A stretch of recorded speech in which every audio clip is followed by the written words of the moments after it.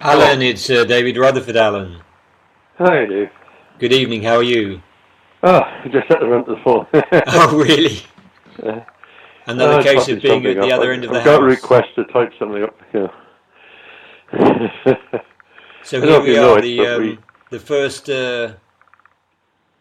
conversation together yeah, about all your researches, yeah. and Well, one of yeah, go on. I thought perhaps Yeah, tonight a lot of people are very familiar with your history and your life to yeah, date, but there are people that probably are new to the subject, new to your yeah, researches, and yeah, perhaps tonight in the first interview we could go over yeah.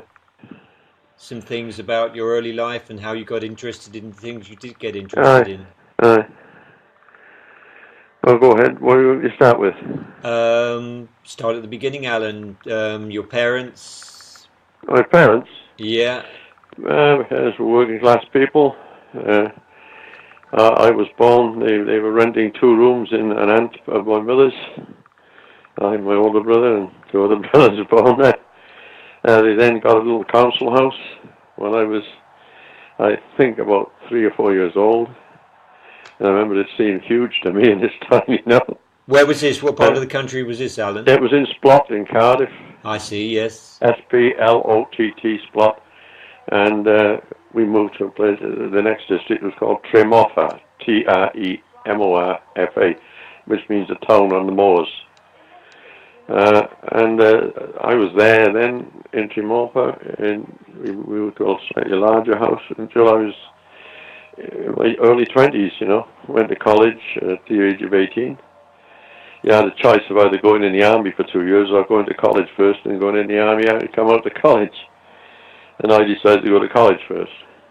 Before you, That makes sense. when you were born, Alan, it was in the 30s, so you actually did In see the 32, 1932, 32. so you did see the Second World War. Were you evacuated from Well, I Cardiff? know about all the hardship of the 30s and all the steelworks and docks being closed and things like that. I can tell you all about that. I got too good a memory. Yes. It was hell on earth. You wouldn't get any immigrants here then. Wartime, yeah, well, like everybody else, we had a shelter in the backyard. All the women in our street were all working in a big buildings they'd built on some spare land at the end of the streets. And it was MU-52. They were busy taking two women to work with one fitter. And he'd say, undo them 10 nuts and take that off there, I'll put these back on. And all he'd do is check it up. See, so you had three pair of hands doing the job. Hmm. And they were putting Spitfires into large boxes and Hurricanes and send them out, on huge trucks. You see them running down the streets with huge trucks with airplanes in them and send them off to the docks. But Uh, you were separated from your parents, weren't you, during the war? And you went to West yeah, for Wales? one period of time, yeah, we went down to West Wales. My grandmother had gone down there. Her husband, my grandfather, had come from Fishguard. Yes. And my grandmother had a bomb drop. It didn't hit the house, but it landed about 1 yard from the back door. Really? So it looked all right from the street. It wasn't. So we went down and we lived in. She'd adopted a little boy along with her own family and brought him up as her own. And he had a farm then in West Wales. Yes. So we went down and we stayed on Ernie Evans' farm with 5 male and 1 female little cousins, and we were nice there. And then we moved off and stayed with David Roberts, who was known as Dai Cumdewi, because he lived in Cumdewi. Hmm.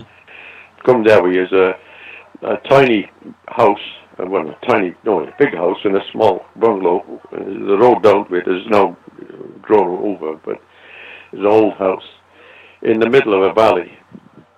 At one end is a small village, right? Yes. And the other end is just a sand beach with a building on it. And the building at one time being a pub, which my great-grandfather had run. So we're staying with Dad Cumdewi, because it was known as Cumdewi, you see. Brilliant. And there was a small village there, and there we were in the middle of nowhere. And once upon a time, the sea had come through this valley, cutting off a large, sort of virtually square lump of land, which is known as the Island Farm, right? Yes. Well, if we were told all those stories about the place, you know, because we could be trusted because we were William Owen's grandsons, weren't we? You know, and the old people would guardedly tell you stories. Now, you know, in those days, people listened to the old people, you know. So normally And all the young, those stories would be protected. They wouldn't be told to just oh, anybody then. oh no, I wouldn't tell you. I wouldn't tell you in a million years. Yes. And I wasn't supposed to tell him. And what's the You reason know. for that, Alan? What's the reason behind this secrecy? Well, various places. Because up on you're having to envisage a sort of a large square island with a little valley cutting it off from the mainland. And the valley is now filled in and there's a beach either end, okay? Yes. You envisage that? Yes. Yeah. And the house we were in is in the middle of this little valley on its own. And so we were pretty isolated. Mm-hmm. And it's called Cwm Dewi. Well, Dewi means one with God. Yes. Right? Yes. It doesn't mean David. If you look at the old Welsh dictionaries, they say David equals one with God, and David is David. Yes. Modern Welsh dictionaries, they fucked about and they're saying that Dewi is David. It's not. Mm-hmm. Well, we lived in, Cwm is a little valley, in a little valley of one with God. There's only one guy qualifies. So did you soak up these stories? I mean, you had a and up, for them. if you went on what was called the island farm, the other side of the little valley was this lump of land in the ocean, right? I'll send you a sketch map, right? Mm-hmm. It's as if you put a, you know, if you've got a living room and you put a mat outside the living room, well, that's the land mass and that's the island outside. You follow me? Yes. Well, it's about 1,000 acres. But up on the side of it, there's a track goes up and around the edge of the cliffs, right? Yes. And there's a grave mound up there. Yeah, you know what I'm talking about, don't you? Yeah. Yeah, that's him. So that could be a whole program on its own, then, couldn't it, Alan? It's JC. Yes. The whole program on its own, I bloody think so. Because there's a lot more bits and pieces and names around the place, you know, which are giveaways. So this is something that you uncovered, obviously, a lot later on in your... Well, the village about a half a mile inland from the little valley is called Dinas Cross, City of the Cross. Yes. And there was always a big road sign on the south side which said temple. And there wasn't any temple there, but apparently in the fields there had been some of the Templar Knights at that place. And nobody's ever excavated it. Mm-hmm. And the other end of the village was called Jericho. Jericho. Yeah. Yeah. Imagine it. Absolutely. Well, Jericho, come on, fell off his horse on the way to Jericho, didn't he? Right? And everything about it is biblical, right? But that's where he's buried. So these stories have actually been handed down over 2,000 years plus then? Yeah. So, well, I was in Cwm Dewi, you see. Cwm Little Valley, Dewi, one with God, is Jesus. So that was quite propitious. That's where I lived. That you actually you're evacuated from Cardiff to that part of evacuated. Pembrokeshire. My father was working 7 days a week. Steel works. My mother was in hospital because they bombed the drains in Cardiff, among other things, and there were numbers of people in hospital with diphtheria and things. Really? So my father just put us all on a train. Became my older brother, who was, I think, counted for 10. I was 8 and 9. We had a little brother, about 3 with us. And we went on a train to Swansea. And instead of the train carrying on, but the Swansea station had been bombed, so we all had to get off there. And a big fat porter with a huge leather belt and buckle. I remember this lovely old man took us outside and said, "You wait here, don't move, I'll come and get you." Yeah. We waited, it was a hot sunny day, we waited hours, you know. They finally got things going and we went back in and he put us on the train and we went further west, you know. And we got to a junction there and we had to get off the train there and wait for another bloody train, you know. We got into Goodwick, which is the train station south of Fishguard, right? Mm-hmm. And of course they'd all gone home. They thought we weren't coming because it was late, you know. Wow. And I always remember my older brother running, saying to me, carrying, I had a little brother on my back, and I had 2 suitcases in my hands, and my older brother raced off across this road, and the sea on one side and the land on the other side, and up this hill to where Fishguard is up on the hill, you see. Yes. And he just managed to catch a chemist shop shut in. Mm-hmm. He was very alert, Mm. and he got instructions on how to get to Penabrin Farm, where my grandmother would be with her adopted son, wouldn't he, And we finally got up there, exhausted, And there was this bloody big dog wouldn't let us in, barking like hell, And they finally came out to the gate and realised that it was us, because they'd given up on us and said, well, they're not coming Is that today, right? And that's part of it. And then we went down and stayed with David Roberts, Di Cumdewi. And him and his brother had been gun runners to Spain during the Spanish Civil War. They made his money gun running. They sold them all to the losing side, actually, but he had boxes full of these fucking notes which were useless, money. And I've got an ancient photograph of their ship. I got off the beach there if you want to see it. Is that right? A three-masted ship. Wow. A big bloody thing, sailing ship. And the Germans had tried to stop them on one voyage, and they were interfering with them. They said it was one of the German battle cruisers. Mm. I forget the name at the moment. But anyway, this battle cruiser suddenly sailed away, and they realised that the battleship Rodney was on the horizon. And they wouldn't have been too happy to see a British ship being interfered with by bloody Germans, I think it was a Scharnhorst as a German battle cruiser. Because they were back in the other side in the war, you see. It sounds like you can... stories, I got all these stories, yeah. They tell you these stories. And in those days, there were little pubs everywhere, and if you were a little boy, you could go in the pub and sit down quietly on a Sunday afternoon, and as long as you sat quietly and behaved yourself, they didn't mind you being in there. And all the men would be talking and yapping, and they'd talk to you a bit, And you'd see all the kids would be walking in and they'd sit down. Really, it was raining in the pub. Nobody bothered anything. And I thought, what the police are saying? And I looked across the room and there's this local policeman with his helmet on the table, quaffing beer, It was that sort of environment. You wouldn't believe it. You have to live there. You would never believe it. But nonetheless, that's where JC's buried. Yes. So the place names all fit. The place names fit, you see, fit around it. And you found that essentially throughout all your researches that if you look for place names, then the history sort of is tied to it. Place names. Yeah, place names are it. And that's JC. He's on the top of the cliff there. Going back to primary school, Alan, I've drawn a map of it. I've written it all. You have. Yeah. We can get onto that a little bit later on in the program. But just going back to your primary school days, did you have a sort of a leaning towards history, or did you have a good memory? And I was always first in the class, and I got fed up with it. I used to just do enough. You know what I mean? Mm. I do enough, and they got very mad with me. They thought I just do my best. I would just do enough. I didn't like school at all. I found it boring as hell, and I have one undying memory of the glazed windows on the lower level, and the clear windows above, looking upwards out of this window, watching the birds flying around. I thought, you lucky bastards. I got an undying memory. I'm sitting here bored to death, and you're flying around. I'm 9 years old.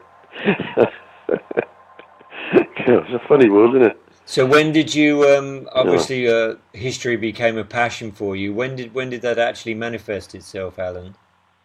I think my mother was a great reader, and she used to go to the library every week and come home with 3 or 4 books, and she was a great bookist and reader.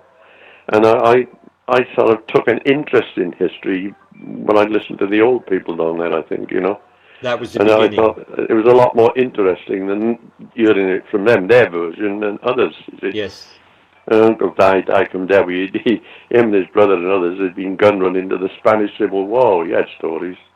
And he gave this box of money to my older cousin, Billy Davis, Mm-hmm. And about 10 years ago, I went to see him, and I said, Bill, I said, you know what they've done? They finally passed a law saying all that old money on the losing side in Spain, they're going to honour it. I said, where is it? He said, I threw it out. Is that right? I thought, you asshole. He wasn't very bright. I mean, he should have given it to me. I still have it, Mm. Oh, my brother. Anyway, so he threw out thousands of fucking pounds. Asshole. It's a funny world. But I had all the stories off Di about gun running and this sort of thing. And his brother Duff was his name, David Duff.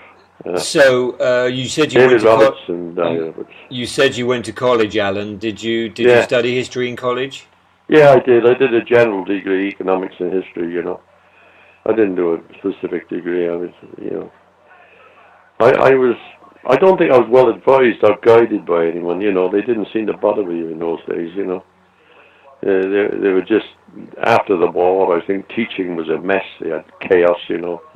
People coming out of the army and being teachers, and I think it backfired on a lot of us youngsters.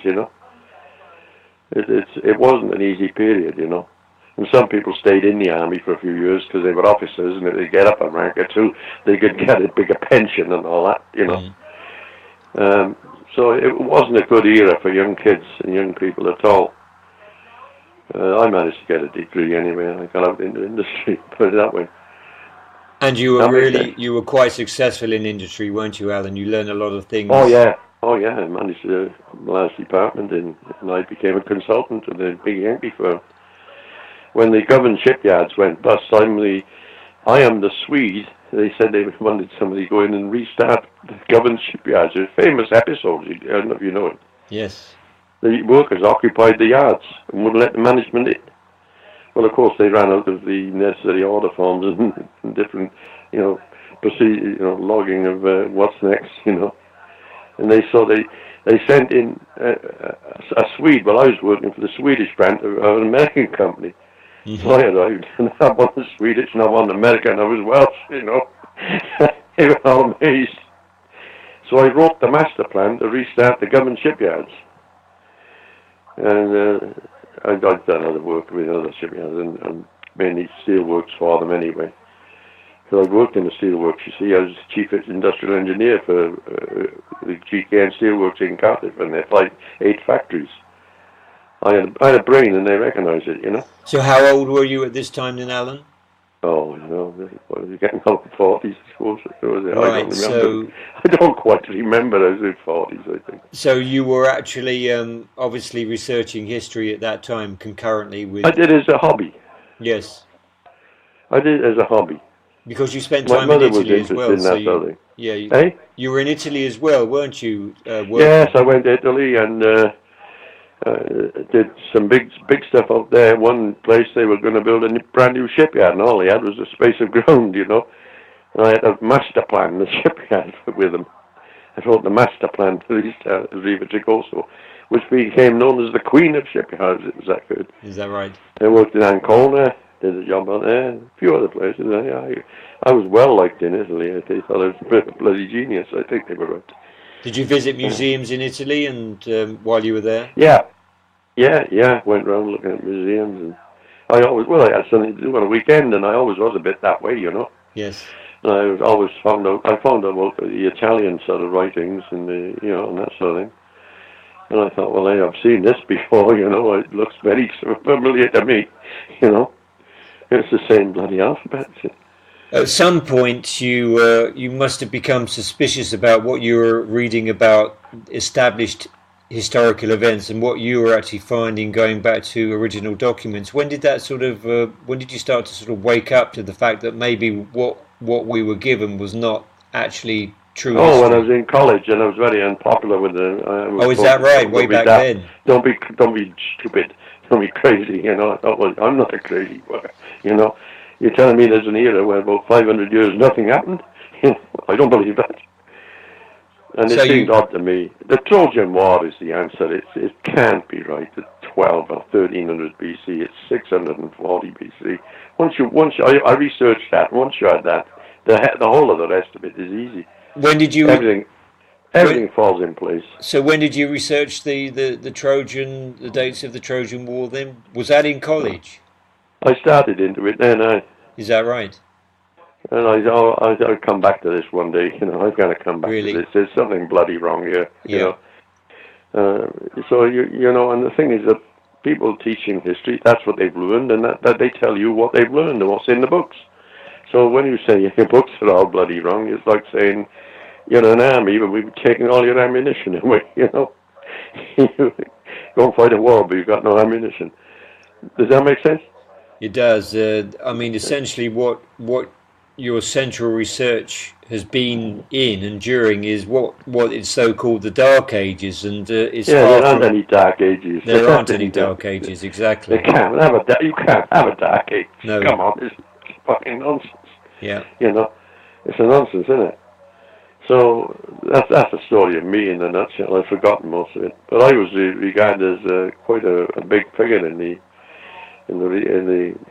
industry I was in.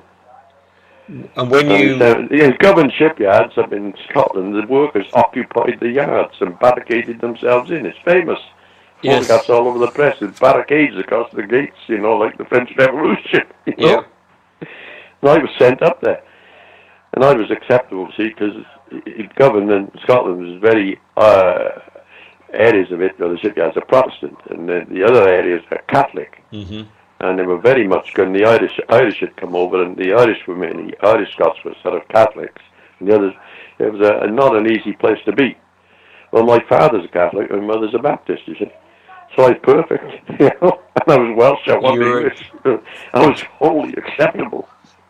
You were the go-between. I wrote the master plan to restart the government shipyards. Mm. And then I did other similar work, I remember reading in one of your books. books. I went out Corner and did the job there. And, I remember reading in one of your books, Alan, that you actually applied your industrial expertise in your historical researches. That's it. Yeah, you've got to plan it out, lay it out the same way. You lay everything out in the same way, and you put everything. See, stuff comes in off a truck, right? It goes into maybe a stockyard or a warehouse.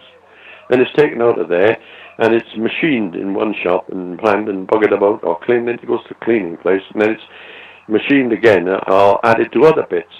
And progressively, all these bits come together. Well, history is the same thing. It flows. You follow me? Yes. History flows in the same way. You use the same techniques almost of thinking. Oh, we've done a lot more than we've ever published. So tell me, we a turning point for you, Alan, was when you met Barham, Tony Yes. Barham. Yes.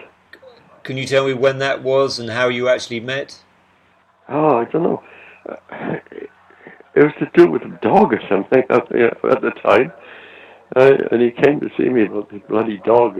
He's got it better than me. I almost forget. Yeah. And so we got together and talked, and he thought I knew all this history and that, And he said, he got it in his head, hey, you can make money out of this, If we could go and find something or write a book, if you could write a book or two, you'd be all right, wouldn't you? And you might find something. So I was like, yeah, I thought it was a bloody good idea. I'm fed up with this anyway. So, I don't know, we used to call around once, twice a week and have a chat, he was into this, he wanted me to do something with it that would make money. You know what I mean? Yes. That's how we wrote for a few books. But did he, I mean, he actually was involved with you in digging into original documentation? Oh, yeah. I give him a pointer, he'd be off, Is that right? He'd be off to the line. Really? What do I think? Oh, I'd be away. And he was very good. He's very, very good at note-taking. Yes. Very clever in note-taking. Gets the points right, And my eyesight was going because I had cataract trouble. Ah, you said, yes, that's right. And so he was vital to it. He was vital to me. And he saw me through that. we just got on with it ever since, We didn't intend being together all this time. We didn't intend doing this, It just happened. He's not here now. He's over at his mother's, somewhere. But it just happened, But we should have made a lot of money. We should have. We thought we'd publish books, and he was going to go off and do this, and I was going to go off and do that. I was going to go to Mexico and all that, But we never did because we always got stymied and stopped. I mean, that's around the time that you were essentially uncovering the fact that practically all of official history is a lie, and that's when the trouble starts. Somebody made some big mistakes, and they wanted to be vainglorious. They didn't want to be Johnny come lately. They wanted to be more ancient. You know what I mean? Mm-hmm. There was a lot of this we're older than you in the 19th and 18th and 19th centuries and in the early 20th century, you know. The older you were, your nation was, and the older things were, the more important they were, you know. And so everybody wanted to be ancient, you know. And there's this 500-year gap, you know. And once you identify that, it's easy, you know. Does that make sense? Yes, it does. Yes, it does. You can't have a 400 or 500 year period where nothing happened. It don't work, you know. But there we are. That's how it all happened. And I'm becoming forgetful now, to be honest with you. And we did things. Went to America. We got contacted by an American gentleman. He said, "Look," he said, "I've got these writings of you know." He sent us photographs. And we said, "Oops, Colburn," you know, the same bloody alphabet, you know. It started expanding, you know. And you went over there. Yeah, unfortunately, Jim Michael's dead now. Yeah. You know, he passed Yes, on. Most of our colleagues are. I'm still here. I'm 86 in a month's time, hopefully. So, you know, I'm probably upsetting the establishment by being around. So during your researches, over the years, have you had a sort of a fairly loyal following? Yes, there are people who know us, but see, you can realize a lot of them are my age, and they're dead. Some of them don't live as long as me, you know. Yeah, we had quite a group, and others have passed on, you know. Some have emigrated and all sorts, you know. But we had quite a group at it, you know. And the establishment didn't like it in Wales, you know. They didn't like it at all. They didn't like the idea of kings in Wales. And yet, if you read the Brutes of England, the official handwritten histories of England, I've got a copy of the Brutes of England. No surprise you did. And in the reign of Edward I, they're talking openly about the King of Glamorgan. Yes. In Edward I. That's 1300. The King of Glamorgan. They're talking about it. Well, what's the problem? You know, what is the problem? See, they're portraying the Prince of Wales as being up in the little green fields and villages of northwest Wales, Gwynedd. That's the princes of Gwynedd, and they're the princes of Wales. They're not. So that's a deliberate it's like saying there weren't any kings in England, but there was a duke in Lancashire, you know, and another one in Yorkshire, perhaps, you know, but nothing else. They're trying. How they got away with it so long, I don't know. I can remember in school. We had a teacher named Edwards, and he was very keen on Wales and the Welsh. He was Welsh, and don't blame him. And he and others were campaigning that Welsh history should be taught in schools in Cardiff. And the establishment was determined not to. All you had was English history. You weren't taught totally Welsh history in Wales. So English history essentially was Anglo-Saxon. And they finally consented that 1 hour a week could be devoted to Welsh history. It was a big victory, you know. They didn't want the kids in Wales to be taught Welsh history. You know, you think of that. You talk about bloody Germans and Russians.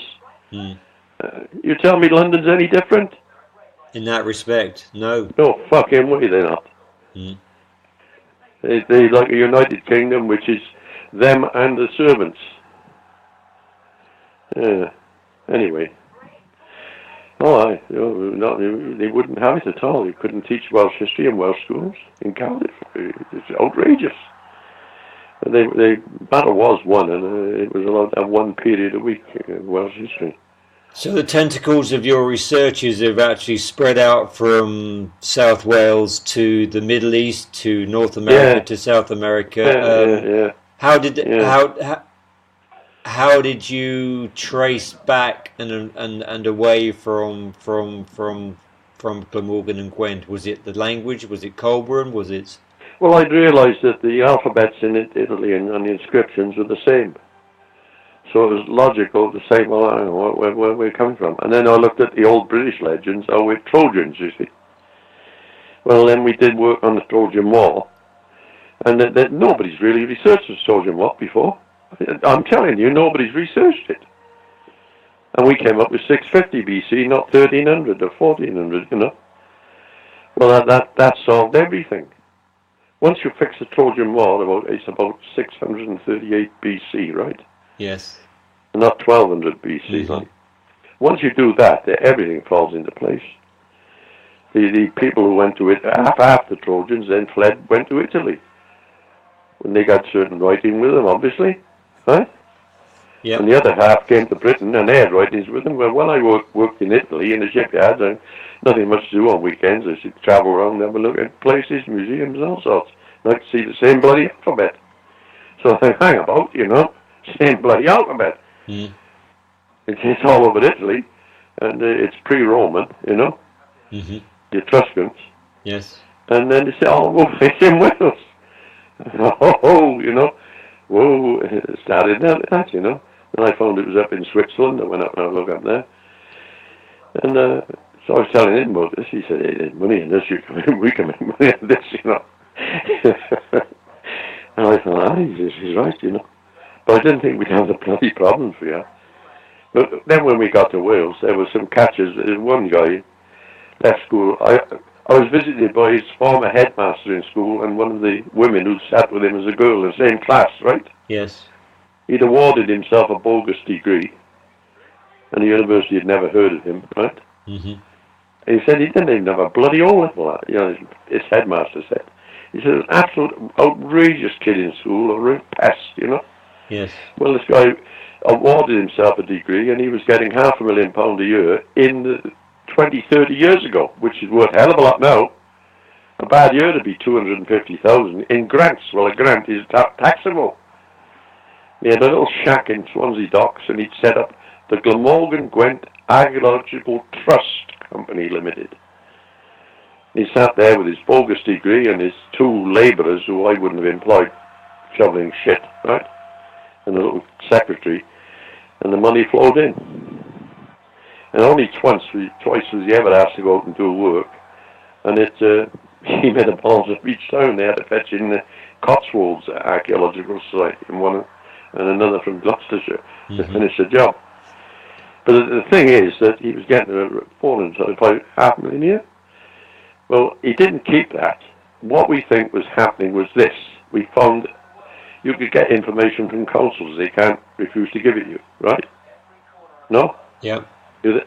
Yeah. Well, we've got the county councils, the city councils, Swansea and Cardiff, right? And we've got the county councils and the other councils. All of them were giving him grant money for his archaeological trust, because he would find things and create tourism, you see. Well, this went on from 1975, I think, to 2006. Really? Well, he was the money was going into this bloody shack in the docks. Well, only twice does he call on do things, and each time he flung up the job. We thought, well, this is odd. What we think was happening was this. Only one council down there, which was Vale of Glamorgan, Cowbridge area, didn't give him any money. Yeah? Mm-hmm. Because you can check all this. All the others were all Labour, all giving him money. And that was the only one that was Conservative. Right? Yes. Because Wales, South Wales was Labour, that's it. Mm-hmm. Well, where was the money going? And I'll tell you what I think was happening. It's a Labour Party scam, giving him the money, right? Public funds, and he'd give it mostly back to them, to the party. Yeah. Yeah. And we were getting in the way of that, weren't we? And that's the answer to all of it, fucking Labour Party. Stinks, doesn't it? So, not only was he sort of raking in money for without justifying... Well, that was the money. It was going to these archaeological trusts and coming straight back to not to the council who were giving it, the city councils, Swansea, Cardiff, and nothing so, or the county councils. It was going back into the Labour Party who were running the councils. I mean, at times he was instrumental in actually spreading rumours about you, wasn't he? Oh, yes, yeah. He called us, yeah. Oh, yeah. Well, he had to, didn't he? Otherwise, he was going to come unstuck. The bigger the lie, the more likely it is to be believed. Yeah. We never asked for grants, so we never got any. One man gave us 50 quid one year. I hate the kind of him, But, we used our own money. And, of course, that was, oh, my God, they're using their own money. Jesus, going with that. And the Glamorgan Gwent Archaeological Trust in his little shack down in Swansea Docks, run by a guy who had no qualifications, as I said, awarded himself a bogus degree, And then that was the scam. And I think it was the Labour Party funding itself. Mm. Well, I'm bloody short of it, but I can't prove it. Well, where did the money go? Because we used to go to Company's House in Cardiff. Company's House in Britain is in Cardiff. And get the company, the Mulgrave Trust Company Limited, get their receipts, report for the year. Mm-hmm. Mickey Mouse. Oh, yeah, Mickey Mouse is not in it. It's ridiculous, There we go. So we knew we were up against it, and finally that stopped in 2006, but we'd already pulled out and we were out of the fucking place, So when this is all about discovering. And we were not like in Wales, because Wales is a great area for grants and funds and grants. We funded ourselves, you see. Yes, that was the time of the closure of the coal pits and the steel. Yeah. They needed us. They needed the jobs. Mm. They still do. And we were sitting doing it and being hammered. We didn't have to do anything to get hammered. we weren't getting any public funds. We owned a site or two ourselves. We were writing history books. So how were we the menace to society down there? Doesn't make sense, does it? So eventually you felt as though because of the atmosphere in South Wales, we had to get out. You had to get out. Hell with this. I was hauled into court on false criminal charges 3 or 4 times. And then they'd haul you into court, and then after you've been back and forth the courts a few times, they drop the charges. I'm telling you. It's crazy. We didn't steal any money. We didn't have any money. I delivered 1,100 and more newspapers. It was the age of free newspapers. You remember it? That's right. Well, I knew a guy, and he died, and his widow came to see me. He said, "Oh, I've got the thing for the south of Cardiff, like for getting all these free newspapers delivered once a week. Will you do a few for me?" I said, "Yeah, go on." So I did 128 first. I finished up doing 1,000 a week, but it made which was a lot of money. And it made about 40 quid a week for us. You see. Mm-hmm. Well, that 40 quid paid for the research. Yeah. And I'd go, and it kept me fit as a fiddle. See. You get a bag of newspapers, 100 and 200 newspapers, they're bloody heavy, I tell you. And I did all my local districts. Everybody knew what we were doing. How's the research going on? How's your research going on? You probably everybody knew what was going on. So have you published all of your researches then, Alan? No, we haven't published everything. Not by a long way. Not by a long way. Do you intend to do any more publishing at all? It would take some money. It would take money, wouldn't it? If the other books had sold, we'd have had the money, wouldn't we? We know things that make your bloody hair stand on end. Yes. Oh, it's gone a lot further than you think, So we could read the Egyptian hieroglyphs easily in Welsh because they're written in Welsh. It's the same alphabet. All the hieroglyphs are the same fucking alphabet as Welsh. I mean, that again is a program in itself. A talk I could teach anyone to do it in a couple of weeks. Do you think the Egyptians plastered their temples and everything else with writing that only 1 or 2 geniuses could slowly and laboriously work out? No, they plastered them with things that everybody could bloody read. It's easy, honestly. When you see it, it's a piece of crap. So I had a genius for this sort of thing, you see.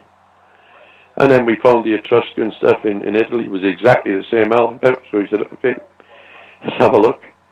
And we found the alphabet was over in America.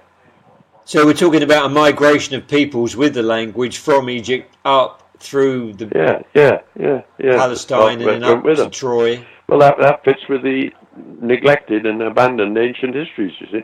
Mm-hmm. And the Trojan War is about 640, 648 BC, not 1300 BC. Once you do this, everything falls into place. You don't have to do anything.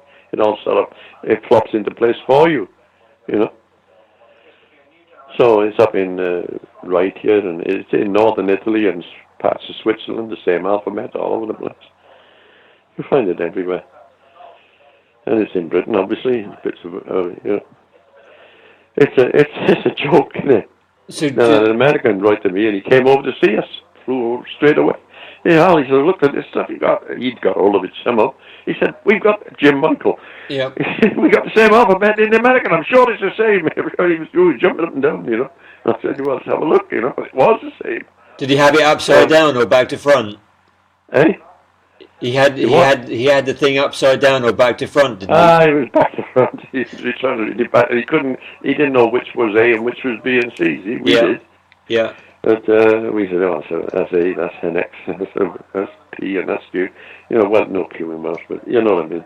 And the So and I the went out to arrival America. of, I was out there 7 weeks, and I was out there another 8 weeks. You know, grand. going down to all these bloody sites and places and meeting the Yanks. Of course. There's a lot of it up there. Found rocks and in caves and all over the place. And that leads us to the story of Maddock and Yep, Maddock, yeah. the Maddock. comet and Maddock Malfrown is not from North Wales. He's a South Wales prince, brother of the king. brother of Arthur. And they were looking for somewhere to go and live, you see. After the comet hit Britain and parts of Europe, the comet destroyed Britain. Well, they had to find somewhere to live. And he went off and he come back 7 years later and said, hey, come out there, look. And a stack of them went out there. A fleet of 1,200 ships went. Colossal. Eh? Yeah. So Well, the not British powerful, were but the powerful British were they were good navigators, were they? Well, of course we are. We live on a bloody island, don't we? Yeah, of course we are. Well, the Romans talk about the British ships. Much bigger and stronger than the Roman ships. Yeah. Read the history. The Romans described British ships. Much bigger, heavier, stronger than their ships. Of course we were seafarers. Well, it was the technology of the Egyptians and the Middle Easterns, wasn't it? They just brought it to Britain and probably elaborated on it. Yeah, well, they are the original. Well, What? they are the 10 tribes, aren't they? Seafarers. Oh, eh? Yeah. So the last thing you mentioned to me this afternoon was that actually your further researches have taken you from North America through Central America to South America. All over the place. Yeah. We got a lot we could have done, but we've done what we wanted to do. We could have done a lot more in the Middle East, you know. But we're just two guys doing what we could, and in the teeth of some very nasty opposition. Yes. Because there are people, you know. South Wales is brainless, you know. They're brainless bastards, and they don't like you. They don't like the idea of being wrong, you know. And they were busy for years trying to sell the princes of North Wales all the time, you know. The language mob, because that's where the language is preserved. So they wanted the princes of North Wales, and that's all they wanted. They didn't want kings in South Wales. So, you know, it's just a long story. Fascinating. Eh? I say fascinating, Alan. But it goes out into other areas as well, you know, that we haven't researched much. One thing always leads to another. It leads to another all the time, you know.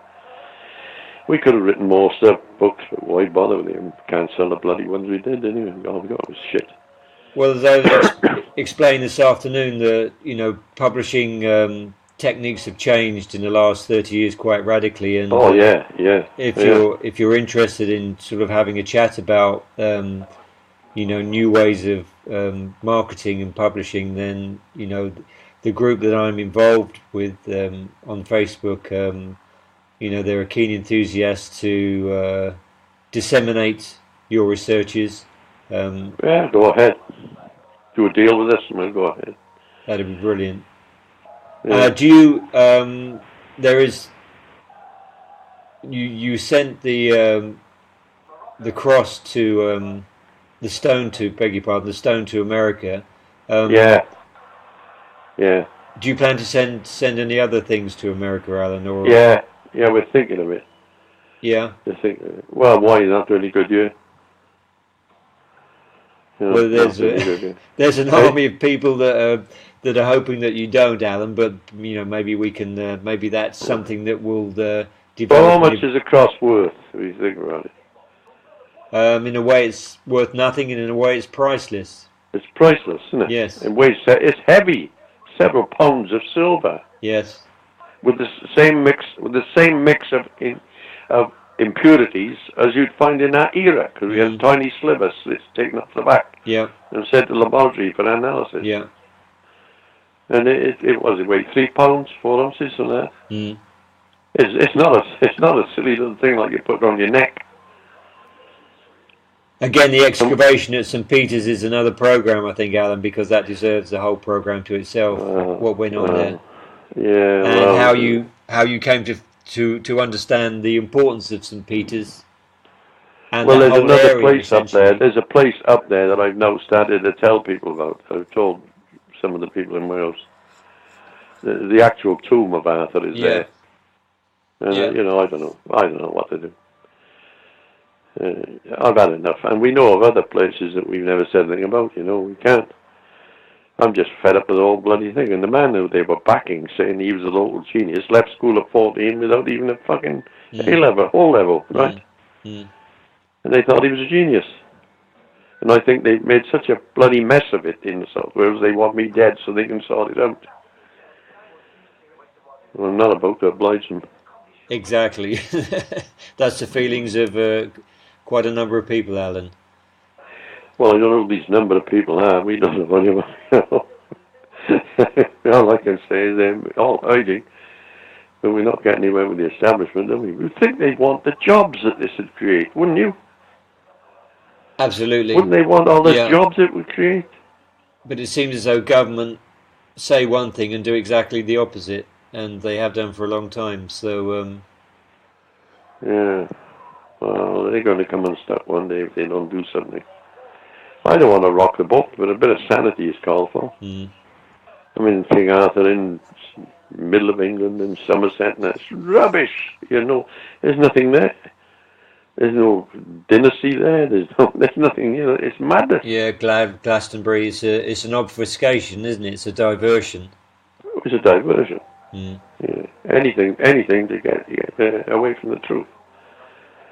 And that's what the problem is, I think, because it's a sort of the establishment is retard with the bloody feathers and the brush of its predecessors. But it wouldn't if they backed us. They don't seem to realise all they got to do is back us, and people go along with it. Yes. They don't. They're so stupid. Totally agree. And the first thing they do, if we say anything, they go to the college and say, "Is this right?" Well, a college lecturer is not a researcher. He's not going to say, "Yeah, everything I've been saying is wrong." Yeah. Is he? He's obviously not. I mean, before you go there, you know you're going to be told it's bullshit. They call they ought to. He's not going to say, "Oh yes, this is right," and I've been all wrong. It's crackers. And I blame the bloody Labour Party in Wales. If they had brains, they'd be really bloody dangerous, you know. Yeah. I blame them. They're stupid. Stupid beyond fucking belief, honestly. Yeah. There we go. I don't know what to do about it. I'm doing less and less now because I'm fed up with it. Because it goes out to other areas. It goes to Italy, it goes out to Turkey, and it takes... Because he's translating stuff all over Italy, see? And you're translating stuff out in Turkey, and you're getting other views then, you know, other views that are emerging on the histories and that. And then you get into the American side of it, you know. It's mind-blowing in a way. Have you enjoyed this talk, Alan? I mean, it was... Yeah, I don't mind. I quite enjoy it. Actually, I'm becoming forgetful. I'm 86, and you do. You become forgetful, so it's not a bad idea to get my mind working a bit. I'm glad I wrote most of it up in a book, you know. Fantastic. But if we... Yeah, really good. Yeah. My colleague edited it and did it up, you know, and sorted it out. I was mainly noting it. He's done a good job on it, putting it together. But, there we go. I did ask... I don't know what to do. And we've never asked for anything, but we would ask for a fair hearing. And it would have been interesting to people to see what a pair of cranks were like, wouldn't it? Yeah. But that they were aware that wasn't the case. They weren't dealing with cranks, so... Well, the Welsh University stinks. I mean, they're inhabitants with nothing. They're fucking tin pot bloody places, you know. No fucking... They wouldn't have a debate with us. No. Why wouldn't they have a debate with us? Who's going to tear who to pieces? Yeah? You follow what I mean? Yes. It's like sitting around up the street and saying you can get in with Joe Louis if you like. I'm Muhammad Ali. You're not going to. Yeah. You know, Yeah. you're head bashed in. I don't know. All we do is quote from the records and examine the records, right? And it's as simple as that. And this alphabet is turning up all over the bloody place. All over the place. So coming, I think we'll round off the talk for tonight, Alan. But just to say that the Facebook group is aware of what we're doing tonight, having a chat, and I did ask them to submit. Have you recorded it? Yeah, I've recorded it, Alan. Good. Yeah, good. I've recorded it, and I've asked them to ask you, a question or questions that they're burning to have an answer to. I'm going to send a list of those questions to you, Alan. As I said this afternoon, and for you over the next week to sort of pick out things that you'd like to talk about, and then use that as a framework for the next conversation and subsequent conversations. And then I think the issues that we dealt with tonight that seem intractable may be, with the enthusiasm of the group, less intractable as time goes on in terms of publishing and editing and circulation and marketing, etc. We've got, there are talents within the group, and hopefully listening to you and hearing how sort of vibrant you still sound, will be enthused. Well, the thing is that, we simply go to the records and read them. And none of these records, because they don't fit with the establishment of the history, are discarded. Yes. That doesn't make bloody sense. I mean, if Soviet Russia tried it, they'd be bumped, And you can't say, well, this is no good, It doesn't fit with the history. The history is in the records. You have mentioned in one of your books... But the Glamorgan and Gwent Kings are the best recorded dynasty in Western Europe. Yeah. Eh? Yeah, that's exactly what I was going to say, Alan. And that's embarrassing to this royal family, they think, because of the Prince of Wales idea. Well, frankly, I think the Queen of England's done a fair job. I'm not interested in royalty much, but I think she's done the job. She's a young woman in her 20s, dragged back from honeymoon, and so your father's died suddenly. It must have been hell of a shock. And she's done what she's supposed to do. So we're not attacking them. And the first thing we did was write to her and say, we intend to try and investigate these histories. Any objections or advice? And she wrote back and said, no objections at all. Well, she probably couldn't really object, but we would have listened, But so they were advised from the start. And we couldn't do better than that, could we? Couldn't do better, no. There absolutely. We go. And we've never attacked them. No. No, we've never attacked them. No. And we've always taken the view, if it works, don't fix it. All right, then I'll let you go. Thank you very much, Alan. Thanks for ringing. I enjoyed talking to you. And I'll contact you soon. I'll send it. I'll send off the post. I'll try and upload this to the Facebook page and to YouTube and to circulate it. Well, can you put this out as a conversation, or do you have to put it in writing? Yes. Is that? Are you happy with that? Yeah, go ahead. Yeah. Fantastic. No problem. Mr. Alan, so just remind them I am a very old man and I do have to struggle a bit in memory. Well, you sound like you're in your prime, Alan, in your 50s. So. Well, John Paul Jones. You know about John Paul Jones? No. Famous American captain of a ship in the war against the British to independence, right? Yeah. And his ship was badly holed by this British warship, right? Mm-hmm. And they offered him, and they stopped fighting and they said, look, if you surrender, we'll take you all on board, right? Mm-hmm. And John Paul Jones said, I have not yet begun to fight. His ship was good. And he actually rammed us, so the British ship, and sank it. Is that right? And our ship is going down. I said, I've not yet begun to fight. So John Paul Jones did it. Isn't it? Lovely story. You ought to look him up. Fantastic. All right. Ta-da. Thank you, Alan. Cheerio. Ring again. Good night.